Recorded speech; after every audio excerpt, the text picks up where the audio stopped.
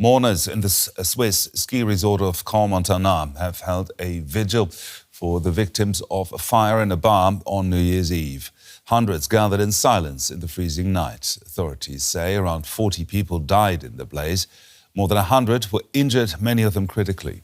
Officials say identifying victims could take weeks. A vigil for one of Switzerland's worst tragedies in recent history. The fire that killed dozens in a crowded bar on New Year's Eve leaves both locals and tourists in shock. We saw people with burns passing by us. We saw firemen and ambulance crews doing their job. They were resuscitating people. It's terrible. It was like a horror movie. I've never seen anything like it in my life. And then I lost my best friend who was in my arms. We tried to revive her. There were firefighters, there were police officers, everyone was everywhere. It was insane. It was insane. I wouldn't wish that on anyone.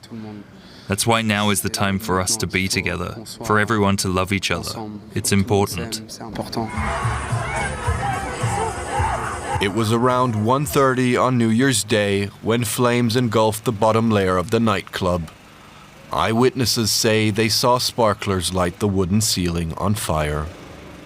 Local authorities have ruled out a deliberate attack or terrorism, but refused to speculate on what caused the tragedy. Due to the investigation, the main street of Caen is closed until further notice.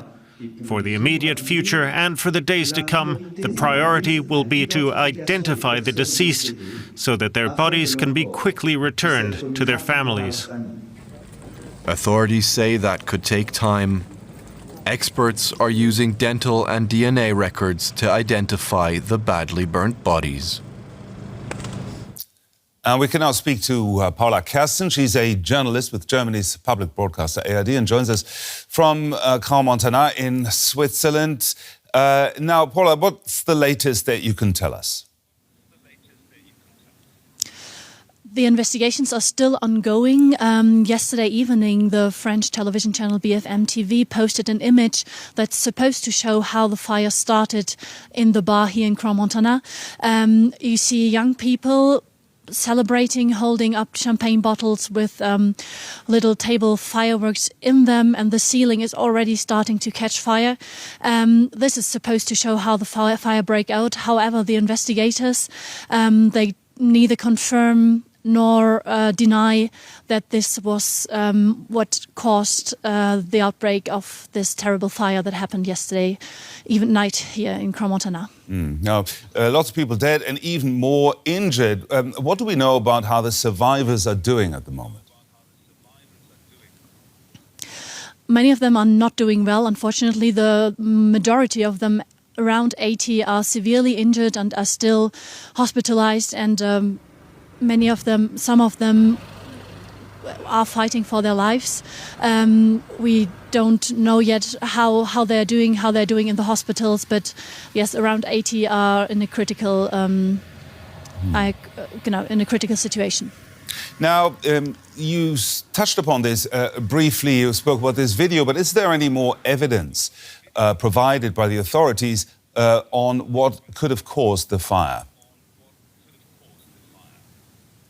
For now, there's no more evidence provided by the authorities. Yesterday at the press conference, they told us that they can't tell us any more than what is already known. They were saying that one of the first things that they would do now is have a look at the phones that were left at the scene of the fire and see what they can find on those phones. That's one of the first things they do, apart from identifying the victims. This is priority number one, because still many of them are not identified, and there are families, friends waiting to know what happened to their loved ones.